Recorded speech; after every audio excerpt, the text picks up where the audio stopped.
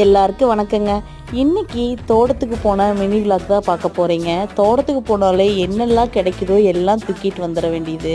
அப்படி தான் கடலக்காய் கொஞ்சம் பக்கத்து தோட்டத்தில் கொடுத்தாங்க. கடலக்காய் அப்புறம் பார்த்திங்கன்னா 2 தார் வாழைத்தார் பழுத்துருச்சு. ஒரு சீப்பு ஃபுல்லாகவே குருவி சாப்பிட்ருச்சுங்க. அப்புறம் 2 தார் வெட்டிட்டு அப்புறம் கொஞ்சம் தேங்காயும் எடுத்துக்கிட்டேன். தேங்காயும் தீர்ந்துடுச்சு அப்படின்ட்டு.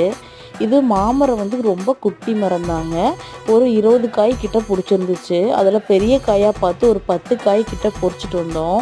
பச்சை மாங்காய் உப்பு மிளகாத்தூள் போட்டு சாப்பிட ரொம்பவே பிடிக்கும் அதனால்.